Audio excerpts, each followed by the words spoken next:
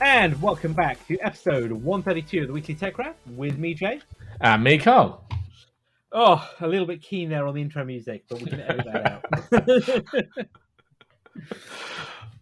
So, welcome back to episode 132 of the Weekly Tech Rant. And what a lineup we have for you this week. We are going to talk about the car crash that is the UK CMA and the Microsoft Activision acquisition. That's a statement. We're going to talk about Apple's App Store and payment models. UK government again, but not quite for the same reasons, around AI. Mobile security firm Lookout goes all in on the enterprise. Yes, there are still mobile security firms that purely do security. ARM finally files for its own share listing, but not where you might think.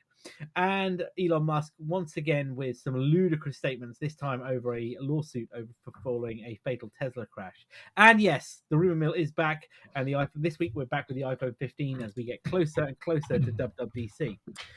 So then, let's kick off the big story of the last week, which is the CMA and its, quite frankly, ludicrous decision to block the $69 billion Activision acquisition. Exactly. I mean, I get a bit stunned by this one because last month they seemed to make a U-turn, didn't they? They basically stated that a certain amount of new evidence has been provided by Microsoft about the buyout, and it wouldn't result in a substantial lessening of competition relating to console gaming in the UK. So, right, okay, that was the main hurdle. What they were all talking about, Call of Duty and all that stuff. We thought, right, we've cleared that one. It's all good. Now, though, they've blocked the deal over the concern the merger would alter the future of the fast-growing cloud gaming market. So they switched track to that one and then blocked, haven't they? Yeah, so basically they've shut down Sony's arguments, haven't they? That Call of Duty, they made it very clear that Call of Duty was not the concern here, wasn't it? Yeah. And so Sony's arguments are dead in the water. But right, now they're saying, as you say, it's cloud gaming, and this is going to alter the future of fast gaming. Well, Microsoft kind of have addressed that. I think they did address that. They did, and they're not blocking it. And also, let's be honest, to look at cloud gaming market at the moment, I'd actually argue it's in its infancy rather than fast growing.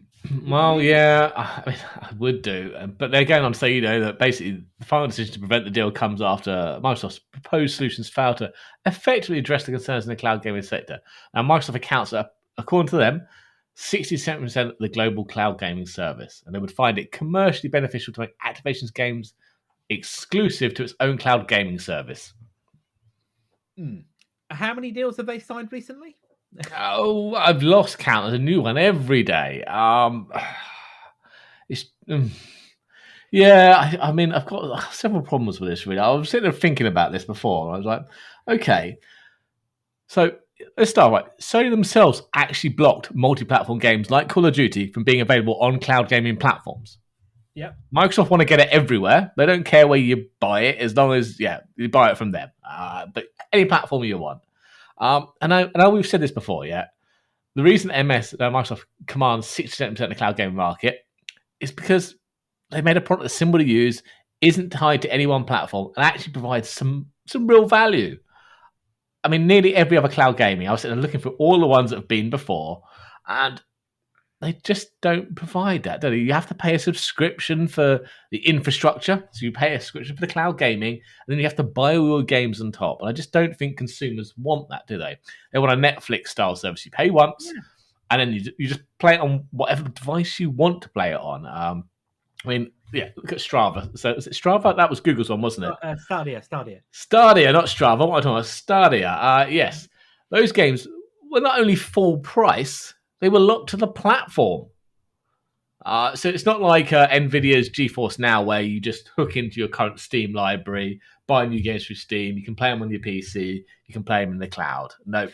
But you are paying twice there, because you've still got to pay. Oh, you're still going to pay NVIDIA. You still pay GeForce Now or Stadia, etc. I mean, the only one that actually comes close, and I'm going to say this loosely, is Sony's PlayStation Plus service, or what used to be PlayStation Now, isn't it?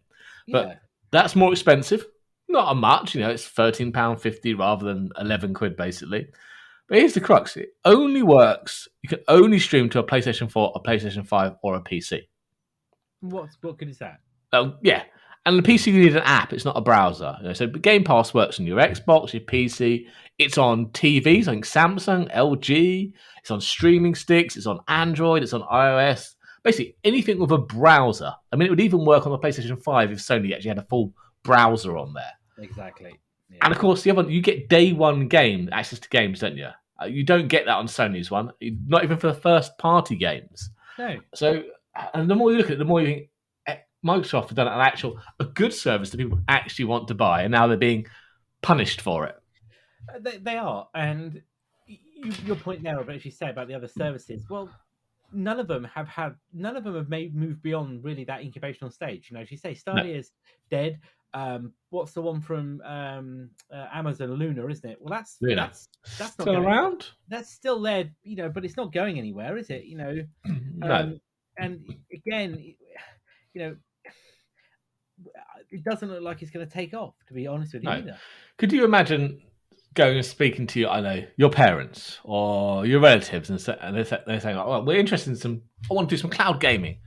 All right, okay, right. Well, you need to go and buy the subscription and pay, I don't know, whoever, Google, Amazon, Nvidia, money. Okay, and what do I get for that? You just get the ability to stream. Yeah. You have to buy your games at full price on top, and they're then locked to the platform. They're just not going to buy that, are they? They go, no. All right, back to normal gaming. And I think this is the problem, isn't it? And I think it's almost, again, a slap down of you cannot be successful. No. And what I think you're going to find here is that the US authorities may take a different view here, because I think they want this to go ahead. Other countries want this to go ahead. And Microsoft is rather upset. Microsoft's going to legally appeal, I believe. Yes. And their statement...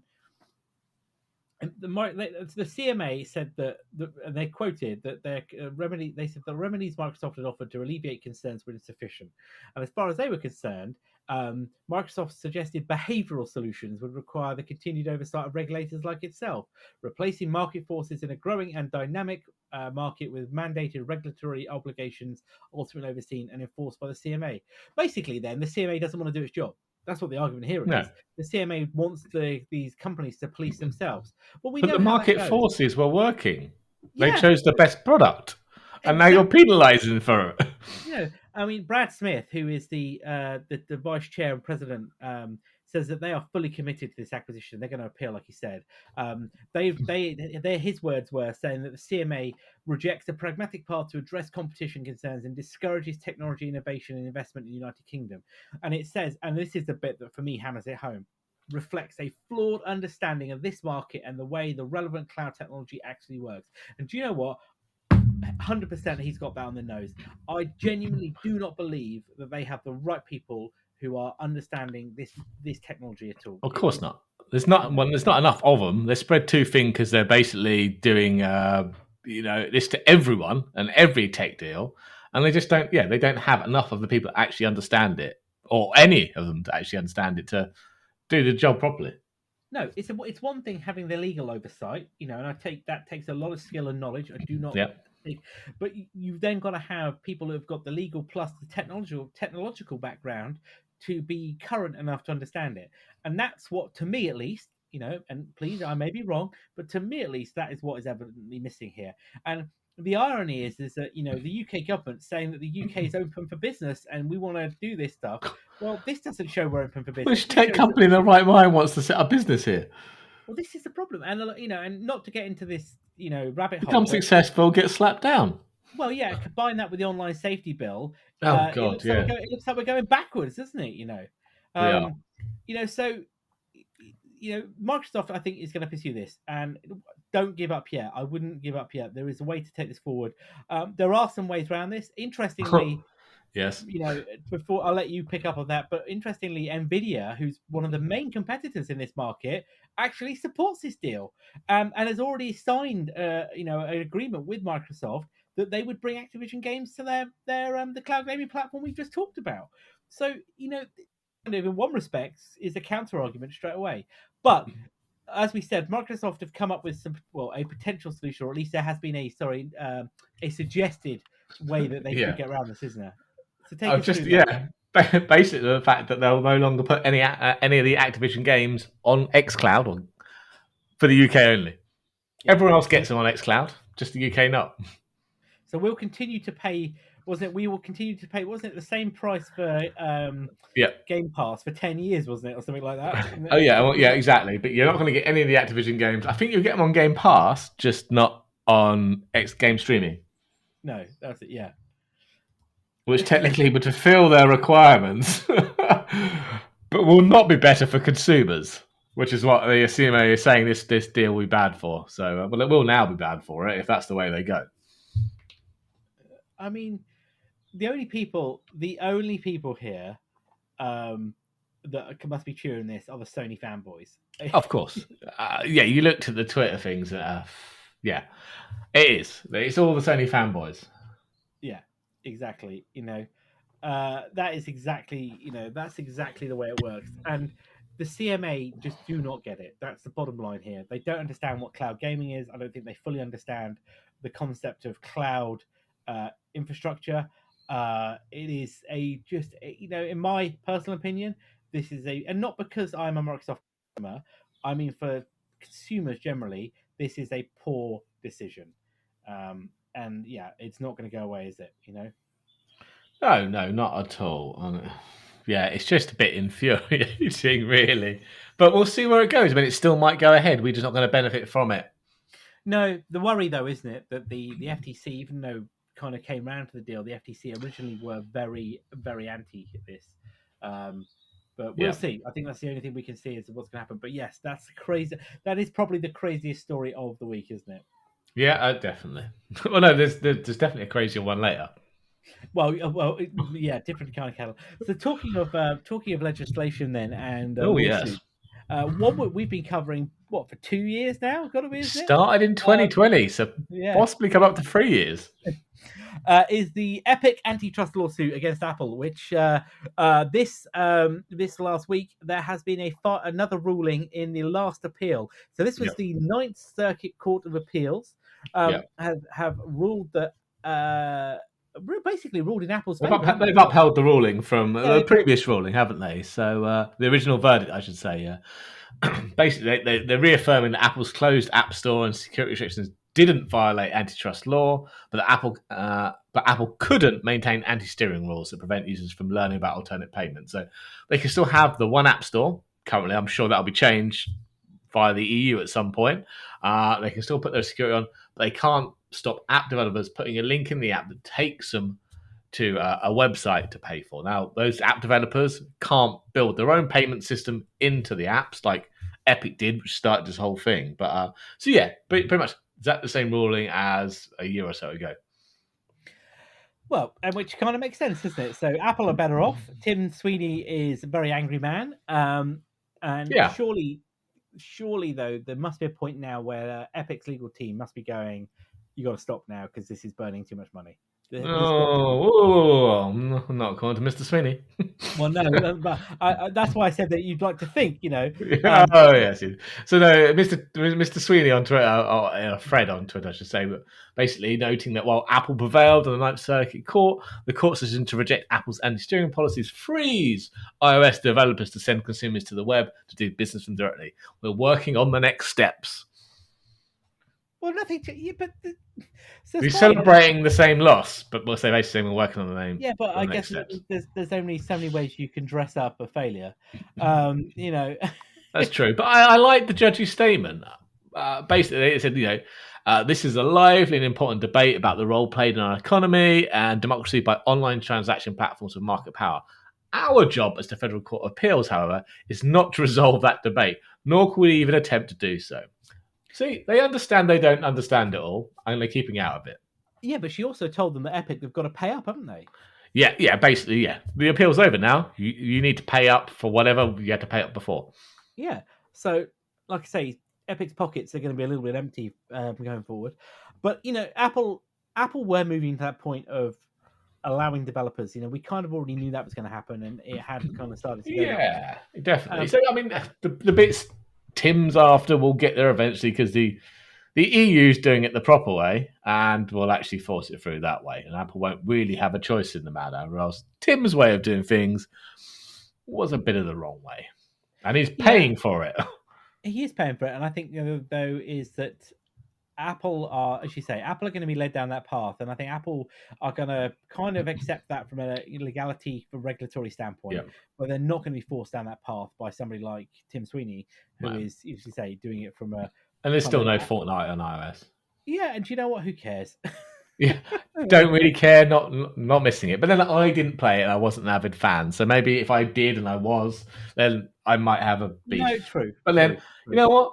I'll still be pissed off for Tim Sweeney for And making Apple take it off. Sorry, we will cut that out. Apologies. but no, the fact that we're 3 years down the line, Yeah, and let it go. yeah, yeah, yeah, let it go, because this must be costing them millions in legal fees. It must be. Yeah, exactly. These are top law firms they bought in, and this wasn't their internal counsel, was it? No, not at all. But hey ho, the debate rumbles on, but the legal point appears to be closed. Well, at least for the moment. Yeah. So jumping back to the UK government, then one of the Yes. things we talked about recently, and with a lot of passion, of course, is the rise of these large language model AI offerings. So we've got ChatGPT, we've got Bing Chat, we've got Bard, we've got several other tools out there. Well, the UK government now is putting up £100 million to launch a task force called the Foundation Model Task Force, which they want to use to develop AI systems that can boost UK's GDP. Yes, you heard that right. The UK government wants its own. I didn't coin this. The register did. BritGPT. Yes, exactly. It's been backed by not just the government, by Rishi Sunak himself, our PM, isn't he? Yes, it is. Yes, and he wants to. What was he saying? He's harnessing the potential of harnessing the potential of AI provides enormous opportunities to grow our economy, create better paid jobs, and build a better future through advances in healthcare and security. By investing in emerging technologies through our new expert task force, we continue to lead the way in developing safe and trustworthy AI as part of shaping a more innovative UK economy. So, when were we leading the way in AI? Apparently today. I mean, Today, this is right? Okay. yeah. So this is alongside the 800 or 900 million pounds that's already been committed to build our own UK supercomputer. Supercomputer. That's it. I mean, yes, this is the Prime Minister Rishi Sunak, who on earlier in March unveiled what he called his science and technology framework, and one of these projects could be this UK supercomputer. And what they want to do is they want to build this, homegrown supercomputer, which could rival the US Frontier system, so which is one of the top supercomputers in the world. So if you're familiar with this or you're not familiar, is that there are supercomputer rankings, and there are several companies out there that build them. Usually they're kind of custom built machines that leverage massive amounts of chipsets or GPUs from the vendors we know and love, but they are then designed, and used for things like weather things. Modeling and stuff like that. Yeah. Yes, exactly. So there's weather modeling. They have it in is it Alamos National Labs, nuclear labs, those sort of things, isn't it? So what we have is what they call the top 500. So that's the 500 most non-distributed computer systems. So it is a single infrastructure, not what was that SETI project? SETI. Yep. Search for extraterrestrial intelligence. Yeah, we downloaded that and it ran a screensaver, didn't it? It did. So Yeah. today there are 500. Number one is the Frontier project, as we just said, which is a HPE Cray, yes, which has nearly 600,000 64-bit cores, which are epics in there. It has 36,000 GPUs, which are AMD Instincts, and it's built by, as I say, HPE, and it lives at the Oak Ridge National Laboratory in the United States and was built in 2022. And it does run Linux, by the way, which is interesting. I'm pretty sure it wasn't going to be Windows. No, but you've kind of, the third in the list is Lumi, which is also a very similar model to the one we just talked about, but has only got 150,000 cores versus the 591,000 here. Though when you read some of these down, number 2 in the list is the supercomputer Fukatsu, Japan? which is Japanese, funny enough, which is Fujitsu, and it has 7,000,000 48 core CPU, Wowza. 48 core CPUs. Yeah, absolutely nuts, But basically, there is nowhere in here that has basically, unless it's United States or Europe or Japan or China, they are the only ones in the top 10. So yes, we're going to build a supercomputer. We're going to match it with our own, new GPT model based whatever Chat GPT, Brit GPT. I mean, let's be honest. Look, I'm all for this. This is awesome. Yeah, absolutely awesome. But have we got the pockets for this? And 100 really, million. I was just thinking about that number. I don't think it's really enough. I know Microsoft invested, 10 billion in OpenAI, didn't they? And that's probably a small fraction of what it costs to build ChatGPT. did you? I mean, just had a kind of random one. I didn't realize that Cray, as in Cray Computers, Yeah. they belong to Hewlett Packard. They bought them for Quite a while ago, wasn't it? Yeah, sorry, I didn't realize that. Yeah, you're right. This is not the kind of thing that you can just pick off the shelf, is it? This is 100 big million is money. chump change in AI. Yeah, I mean, what Microsoft, dumped what 10 10 billion billion. in Yeah, 10 10 billion. billion into OpenAI. They probably spent that on GPUs, Yeah, let and alone building the actual OpenAI. ChatGPT, yeah, I should say.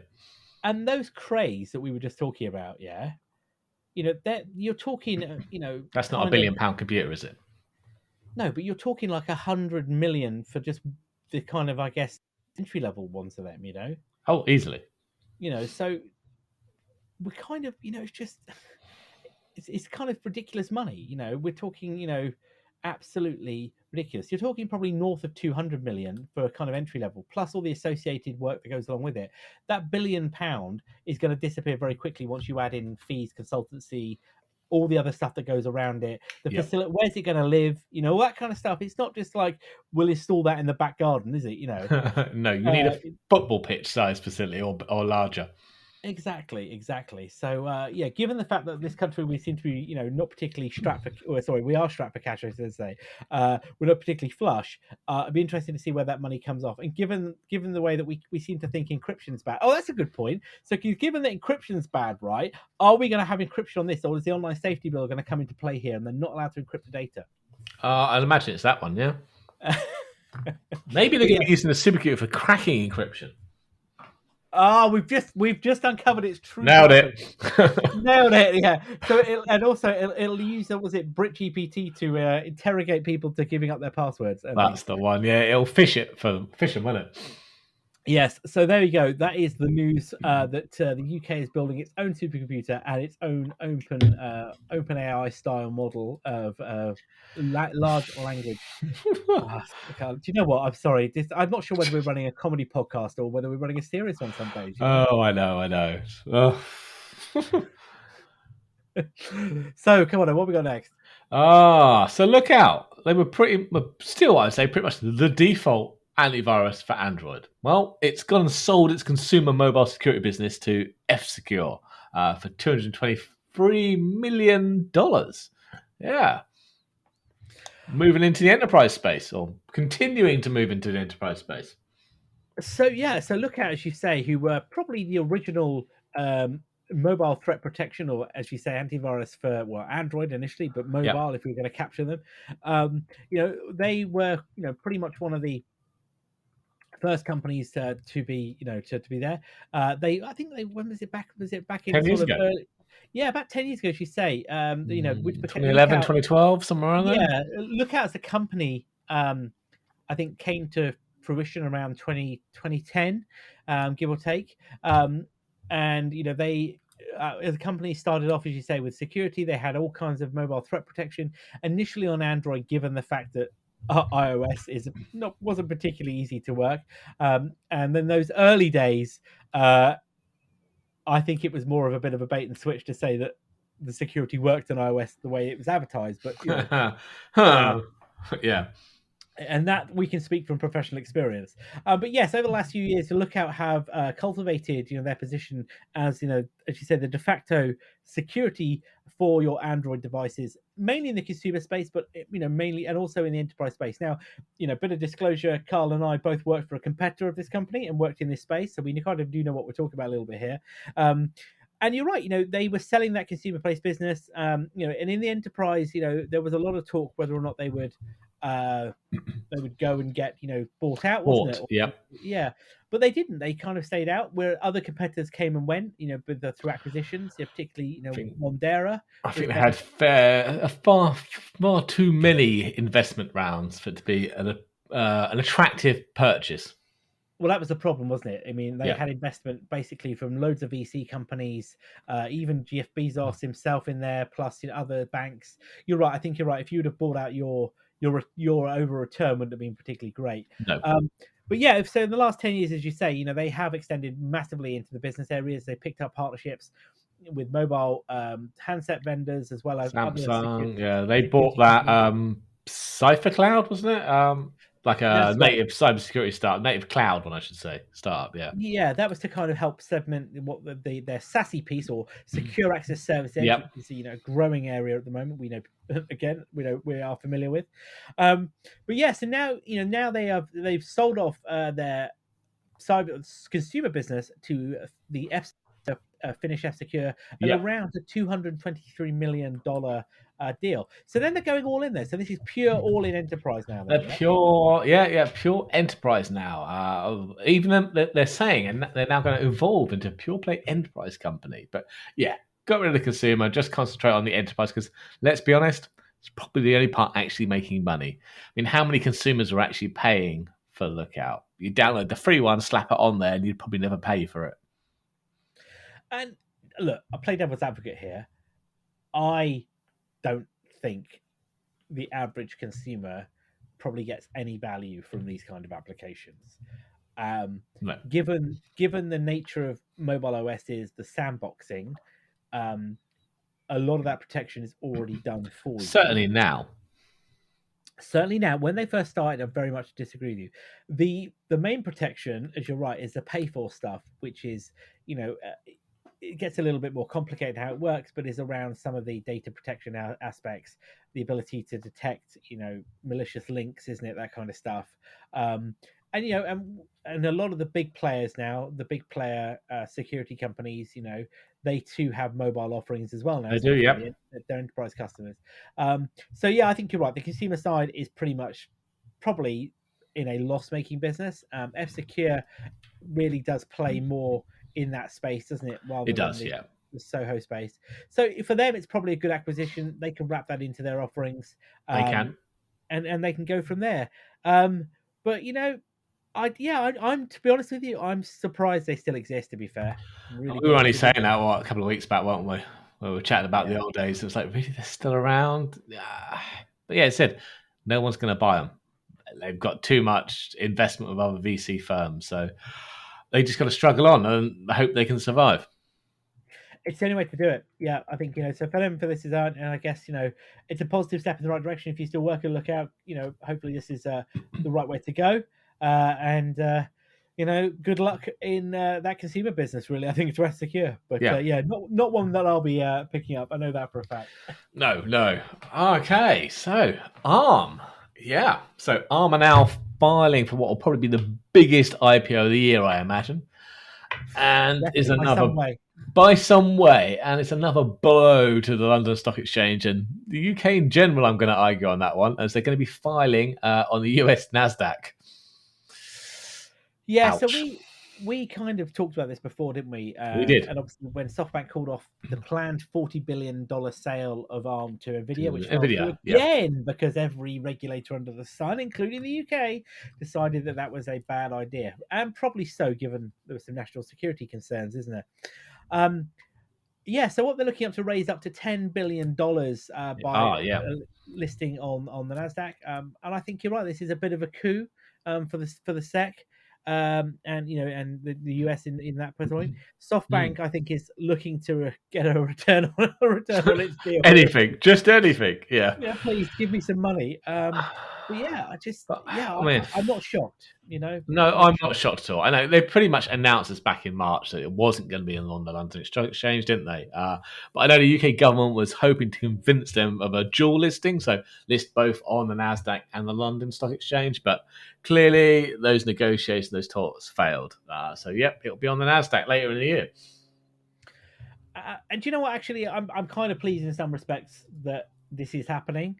Um, I think for Arm, the security of Arm as a company, and to just kind of close the on that chapter of acquisition and failure, Yeah, and also maybe this will pump a lot more money back into Arm are a really important part of the silicon industry, yeah. and this will hopefully give them security.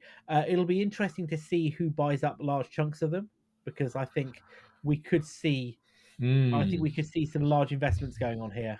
Yeah, and I wonder what price they're going to float at. Be interesting to see. Yeah, that's a very good point. But also given the market at the moment, the technology stock market Tell me about it. is yeah not good, wasn't it? I mean, there was it last week? Intel published its largest quarterly loss in the history of the company. Wowza. Um, and also Samsung had a 90% on this, 90% drop. They've cut chip production because was it 96% drop in profit. Blimey, So man, January that's and operating profits. So was it operating profits fell 600 billion won, which was 366 million between January to March. The previous year they were at 14 trillion won. wow. Apple is still doing okay though, thanks to the iPhone. Yeah, well, yeah, this is it, and I think Apple again being smart with the way that they've moved their silicon business, the fact that they've aligned with TSMC, and again, a lot of their investments done up front, isn't it? So, Yeah. they're not buying. I think like a lot of people are. It's go, they've paid the money and see where it goes. But yeah, so Arm now listing on the Nasdaq, which, as we say, wasn't a major surprise. But yeah, we'll be interested to see what they come out at, and we'll update that when that listing goes live to see where what the first stage trading is like. Mhm. So come on, then let's talk about Oh, Elon Musk. And quite frankly, the man is losing the plot again, isn't he? yeah, Well, it is. Now, this is a sad but equally funny story at the end because just bear with us on this one, okay? So it starts with obviously, as you mentioned at the start, a kind of fatal crash and the death of a Walter Hung. He was driving his well, that's where the argument starts. He was in a Tesla in yes, autopilot self-driving mode. There was a crash. He didn't make it. Now, Walter's family are basically blaming autopilot and false statements on its capabilities. Tesla claim that Walter was playing a game on his phone and disregarded vehicle warnings before the crash. Now, obviously, a judge in California has basically ordered that Elon Musk be interviewed under oath about claims he made about the safety and capability of Tesla vehicles in 2016, because a video has come to light from 2016 at the Recode conference where Musk can be heard claiming that Tesla Model S and X cars can drive autonomous with greater safety than a person right now. Now, clearly that was wrong because we still don't have full self-driving, do we? no, But this is where it gets slightly weird, okay? Or unbelievable. So Tesla's solicitors are basically opposed Musk being, interviewed under oath, arguing both that he couldn't remember details of the statement and that the recording may not be authentic. Basically, going on to say Musk, like many public figures, is the subject of many deep fake videos and audio recordings that purport to show him saying and doing things he never actually said or did.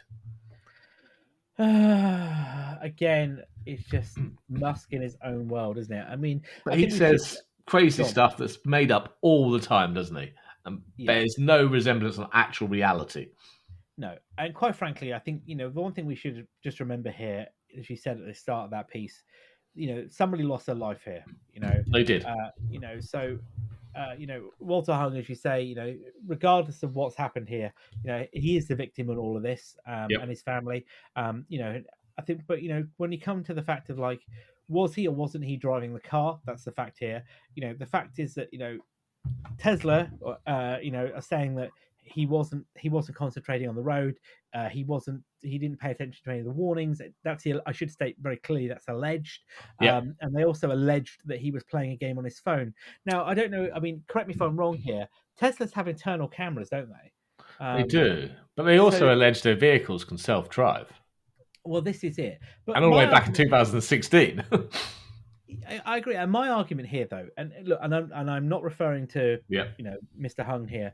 My argument would be that even if the car was self-driving itself, if I'm sat in the driver's seat, I'd still want to be paying attention to what was going on. Yeah, it's a Just tricky from a one. common sense point of view. You would do, but not everyone has common sense, and a lot of people believe in stuff they're just told without doing any kind of fact checking, don't they? They do, and I think the other thing is that the judge in the case, Yeah. wasn't impressed at all with what was going on, was she? No. She didn't seem to have any time for these shenanigans at all, did she? Not at all. Basically, what did she say? Deeply Troubling, yeah. Their Yeah. position is that because Mr. Musk is famous and might be more of a target to deepfakes, his public statements are immune to avoid taking ownership of what they did actually say and do. So, yeah, she's just calling it as it is. He's using this as a scapegoat to get out of actually committing to anything. Yeah, exactly. And she had a great name though. Was it Judge Yvette Pennypacker? That's the one, yeah. And I think you're right. Actually, Musk, just stop opening your. I mean, his lawyers just must have absolute fits every time he opens down. They also must laugh because of the amount of money that they're going to get for doing their jobs. But the guy's a liability, just absolute liability. Again, Yeah. somebody is a victim here, Yep. and he, and he basically is shooting it down. Yeah, I mean, even more evidence that came out, especially even the fact that Musk finalized details of the 2016 promotional video, which claims the car is driving itself and shows features that do not exist at the time. And it cites testimonies from multiple Tesla engineers on that latter point. Yeah. But anyway, the lawsuit is scheduled to begin, July the 31st. So we'll have more information, as it comes out there. Yeah, so this is the first trial, isn't it, regarding a crash? There has been others, but first of many, I think. Possibly so. This could set a precedent. So we'll follow up on that when it's comes to fruition, and updates on that going forward. So then, let me fire up the rumor mill. And we've only got one in the bucket this week, but it is the iPhone 15. So, Carl, tell me, what am I getting? Oh, so 9to5Mac is claiming to have new CADs on the iPhone 15 Pro from an extremely reliable source. Reputable source, I should say. So, as reported earlier, we're definitely not getting the haptic buttons to replace the volume buttons, but we are, according to the new CADs, we are getting the action button to replace the mute switch. And thankfully, the camera bump is looking a bit more reasonable now. It's still bigger than the one on the 14 Pro, but the previous CADs, it was absolutely huge. So, is that an iPhone in your pocket, or are you just happy to see me? Hello. Yeah. So, thankfully, it's not as big as the original CADs because, that the camera bump was thicker than the actual phone, wasn't it? Yeah, I saw that picture with the Pro on the left and the Pro Max on the right, and these will be in the show notes. Yeah.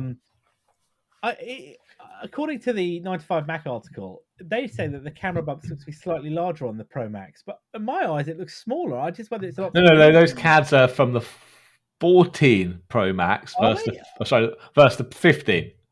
Are they? I find that it's puzzling. I can't. It's almost imperceivable to me. I don't know. Yeah. I find it odd, but yeah, you're right. It is. I'll say this now. I'm so glad that the volume buttons are not changing, but the other, part of me is a bit like meh on the other side though. Yeah, well, we'll see. I mean, it's also showing the USB-C ports, narrow bezels, more rounded frame. So it's a slight redesign, but how much people will notice, I don't know. So these are from, as you say, a renowned leaker. We're looking at slightly bigger phones, as always. I don't think we're going to look massively bigger though from the 14 Pro, from what I can tell, though, is it really? Not really, no. So given that, actually, these renders, just as a thought, is this what's his name? It's Zelbo, isn't it? Ian Zelbo renders It is again. Ian's elbow, yeah. Of course it is. I forgot. Of course, He works for 9 to 5 Mac now. Well, I was going to say, is it me or is John Prosser gone very quiet? He's gone quite quiet. He did release a load of stuff on the Pixel Fold the other day. Yeah, it seems since Ian That Zelbo, was the source of our rumours last week. It was. But I mean, since Ian's elbow went to 95, his Apple rumours seem to have gone very quiet. I think his Apple rumours have been going quiet for quite a while. So yeah, maybe Tim Apple's stomped on his source. maybe. So yes, the iPhone 15. Oh well, I think look, this isn't going to be a year for massive changes by the look of it, does it? Really? Well, USB-C, that's quite massive. Well, yeah, but I mean, it's in the phone design, apart from the buttons, and the camera bumps are the same. Like I said, but with the 14, there's only so many ways you can skin a cat now, isn't there? Really? Yeah, it's a metal device or plastic device with a large screen. The big changes we've said before, I think we said a couple of years ago, was when we go buttonless and we go portless. That's the big change, isn't it? It will be, yeah. I don't know when that will appear. I don't know. iPhone 20, maybe. Maybe, yeah. We'll get one. We'll lose one button at a time.